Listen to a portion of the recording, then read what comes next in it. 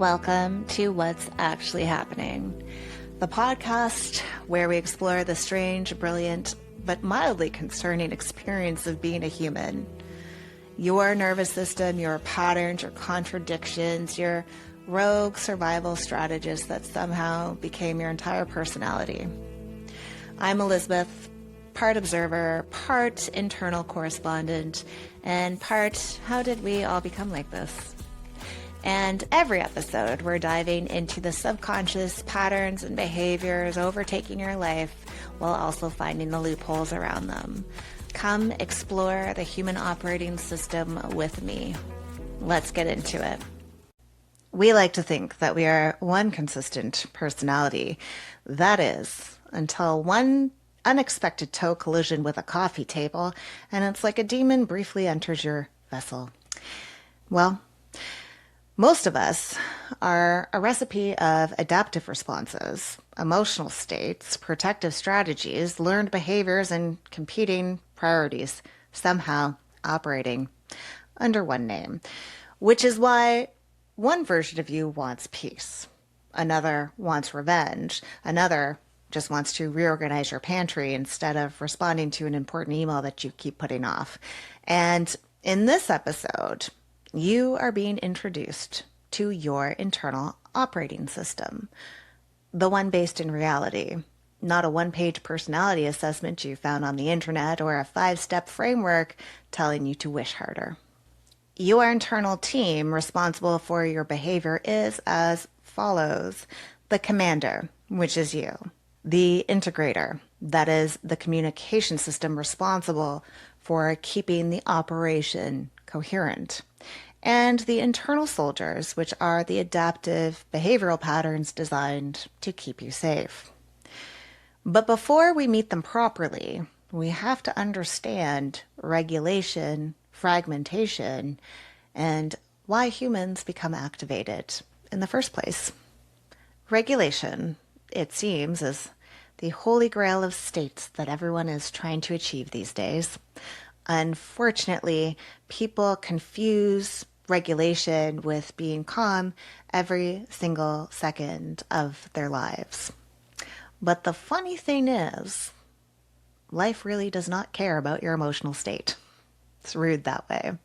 People still pass away. Babies are still born. Money is made and lost. Crisis happens. Beautiful moments happen too, which means becoming permanently zen at this point is a tad unrealistic. Regulation is simply the skill to fully experience emotion without drowning in it for the next 7 business days and then shaming yourself for having normal biological emotions as a result. For fragmentation, I want you to imagine looking at yourself in a full-length mirror and seeing the reflection clearly. Now, pretend you punched that mirror and the glass shattered. Would you get an accurate reflection trying to look through all those broken pieces? Probably not. In fact, it would likely feel distorted, messy, even dangerous. You might even cut yourself trying to understand your reflection through broken glass. Fragmentation is similar to that. It is what happens when pieces of you get separated in order to survive different rooms, people, environments, expectations, and identities. It's when you become a different version of yourself at work, in your relationship, in your family, during survival. Eventually, the brain and body stop feeling whole and connected and start feeling like a collision of reactions, contradictions, and confusing behavior. Integration is not about becoming someone new. It's about bringing those fragmented pieces back together so you can accurately see yourself again. The soldiers are the fragmented parts of you, the adaptive strategies that once kept you safe, but are now wildly overdeployed, which is kind of like walking into adulthood wearing the water wings you wore in the pool at 5 years old and wondering why life now feels a bit awkward. Now, in the past episodes, I've done a deep dive on each soldier, but to sum it up today, let's go over your roster. The fixer creates safety through problem solving and being valuable, but can risk turning hyper responsibility into a full-time career with no days off. The controller creates structure and stability, but occasionally forgets that they cannot control every variable life throws at them, and sometimes they're so busy controlling that they forget to participate in life. The performer is the emotional thermostat of the room. Sometimes they just get so busy managing everyone else's emotional experience, they forget to be an actual person. The guardian protects people, values, ethics, and principles, but occasionally treats someone forgetting to say thank you like grounds for a full psychological assault. And last, the avoider. They remove themselves from drama, but sometimes they get so good at leaving they forget to come back. Fragmentation does not make the soldiers bad. In fact, most came with an incredible skill set. The problem is when the soldiers think that they are the commander, and that is usually when things become concerning. The commander is you, but with an important caveat.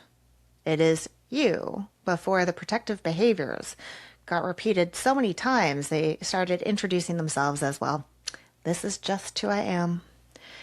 It is you before the compulsive need to control every outcome in your life so that you could feel safe. Before being the responsible one became your entire identity, or the instinct to hit eject the second something got uncomfortable. The commander is the part capable of seeing the full picture before deploying the appropriate soldier for the situation.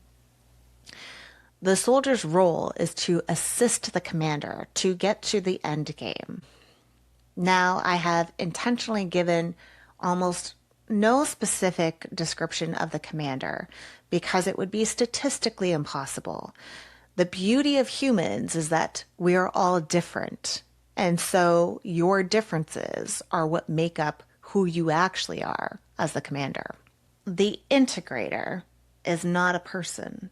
It is the internal communication system responsible for transmitting information between the commanders and the soldiers. When communication is clear, the system obviously functions much more coherently. When communication breaks down, it's like your cell phone is jammed, the signal, no calls in, no calls out, and then the soldiers start acting independently. Not ideal all the time. The integrator is like an invisible sensation in the body.